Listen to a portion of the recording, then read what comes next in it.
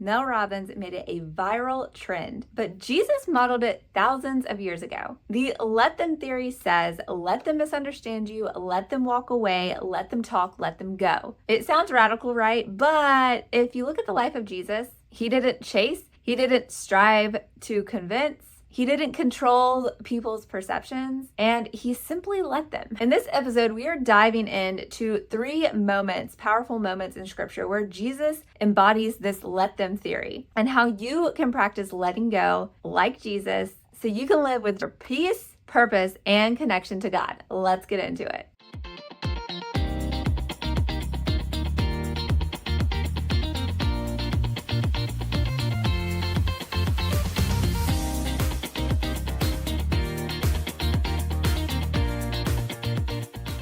Hey everyone, welcome back to the Thought Podcast. I'm your host, Emily. I'm a certified Christian life and business coach. I'm so happy you're here. Make sure to hit the subscribe button and the bell for notification if you're watching this on YouTube. And make sure that you are connected to us because we talk all things relatable life, faith, entrepreneurship, and anything in between. I'm so happy that you're here. So today we're unpacking something that hits deep because we all have egos. And especially if you've ever been consumed with people pleasing, over explaining, or over analyzing, or over functioning for others. Yeah, I think we've all been guilty. I see you, I've been you, and Jesus shows us another way. So let's get into this. And if you're tired of carrying the weight of everyone else's expectations, this episode is for you. We have wrapped spiritual language around control. We say we're being faithful stewards, peacemakers, or patient, waiting on God's timing. But sometimes what we're really doing is grasping tightly to the people, the relationships, and the outcomes that we were never meant to carry.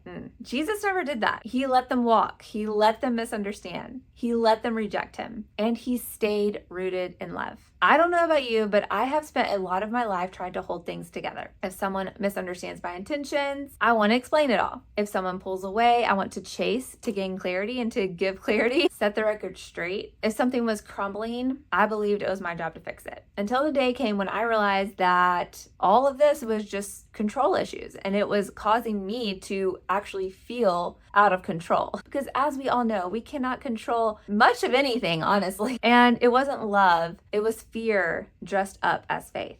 In John 6, after feeding thousands of people with fish and speaking a lot of hard truth, it was hard for the people to digest. And Jesus watched as the crowd just walked away when he was done. Not because he failed, not because he stopped loving them, but because they didn't want the kind of kingdom he was building. And he didn't run after them. He didn't say, wait, let me rephrase that. Let me soften that. Let me go back and make my point better so you can clearly understand me better. He just let them leave. And then he turned to his 12 and he said, do you want to go away as well? There was no desperation in his voice, no fear of abandonment, just truth, love, and holy detachment. That's a word. Holy detachment. Because Jesus never manipulated to be understood. In Luke 4, Jesus reads from the scrolls in the synagogue, declaring the prophecy fulfilled. At first, they marvel, but when he challenges their assumptions about them being the favored, they turn bad, from celebration to fury, from admiration to attempted murder. And what does Jesus do? He walks right through the crowd and leaves, undeterred. He doesn't stay and explain. He doesn't beg to be heard again. He moves forward. And if you're feeling the ache of desperation, of rejection, of tension, trying to hold fractured things together, hear this.